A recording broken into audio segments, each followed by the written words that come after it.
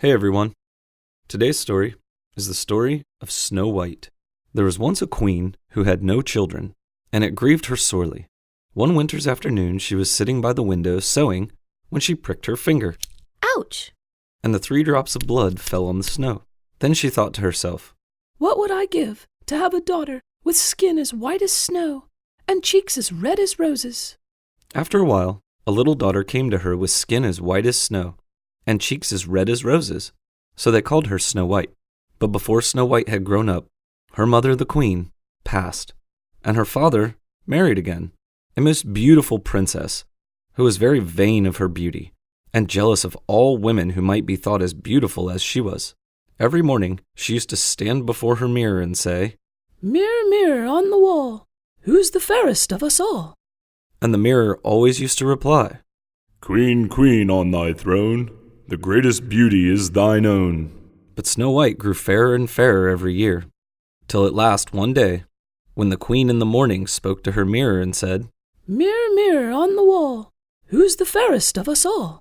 the mirror replied, "Queen, queen on thy throne, Snow White's the fairest thou must own." Then the queen grew terribly jealous of Snow White, and thought how she could get rid of her, till at last she went to the hunter and engaged him for a large sum of money to take Snow White deep into the forest and get rid of her. But when the hunter had taken Snow White out into the forest and thought to dispose of her, she was so beautiful that his heart failed him, and he let her go, telling her she must not, for his sake and for her own, return to the king's palace. Then he returned to the queen and told her it was done. Snow White wandered on till she got through the forest and came to a mountain hut and knocked at the door. But she got no reply. She was so tired that she lifted up the latch and walked in.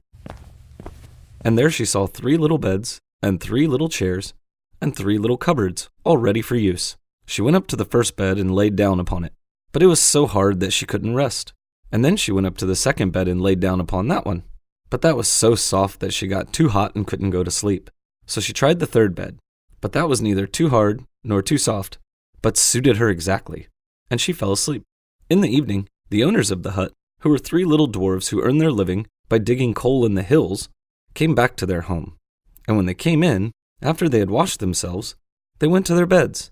And the first of them said, "Somebody has been in my bed." And then the second one said, "And somebody has been in my bed."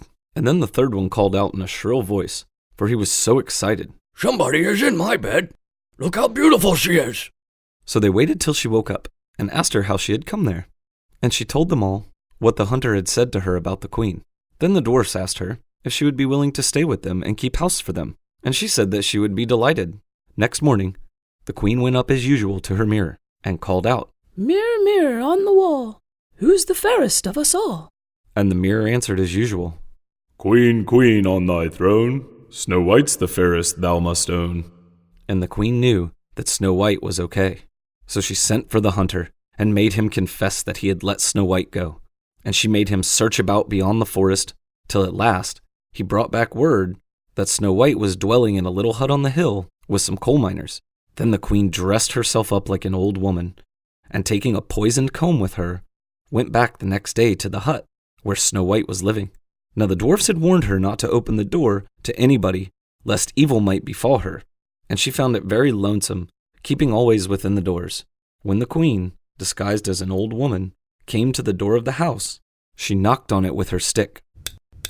But Snow White called out from within, "Who is there? Go away. I must not let anybody come in." All right. answered the queen.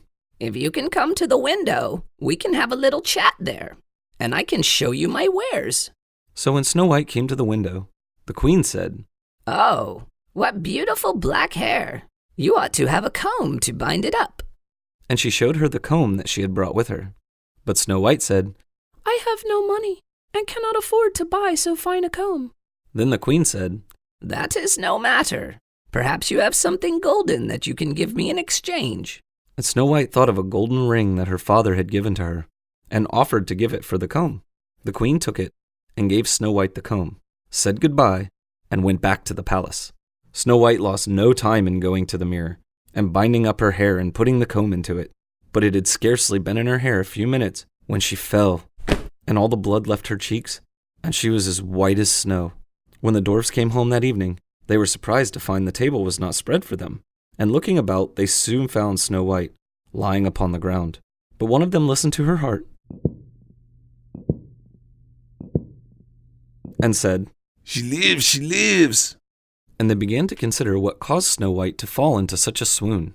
They soon found the comb, and when they took it out of Snow White's hair, she soon opened her eyes and became as lively as she ever was before. The next morning, the queen went to the mirror on the wall and said to it, Mirror, mirror on the wall, who's the fairest of us all? The mirror said, just as before, Queen, queen on thy throne, Snow White's the fairest thou must own. Then the queen knew that something had happened to the comb, and Snow White was still okay. So she dressed herself once more as the old woman, and took with her a poisoned ribbon, and went to the hut of the 3 dwarfs. And when she got there, she knocked at the door, but Snow White called out. You cannot enter. I must not open the door. Then, as before, the queen called out. Then come to the window, and you can see my wares. When Snow White came to the window, the queen said, You are looking more beautiful than ever. But how strange you arrange your hair. Did you use that comb I gave you yesterday? Yes, indeed. And I fell into a swoon because of it. I'm afraid there is something the matter with it. No, that cannot be. There must be some mistake. But if you cannot use the comb, I will let you have this pretty ribbon instead. and she held out the poisoned ribbon. Snow White took it, and after the old woman, as she thought she was, had gone away, Snow White went to the mirror and tied up her hair with the piece of ribbon. But just as soon as she had done so, she fell to the ground again. That evening the dwarfs came home and found Snow White lying on the ground, but soon discovered the poisoned ribbon and untied it. And almost as soon as this was done, Snow White revived again. Next morning, the queen went once more to the mirror on the wall and called out, Mirror, mirror on the wall, who's the fairest of us all?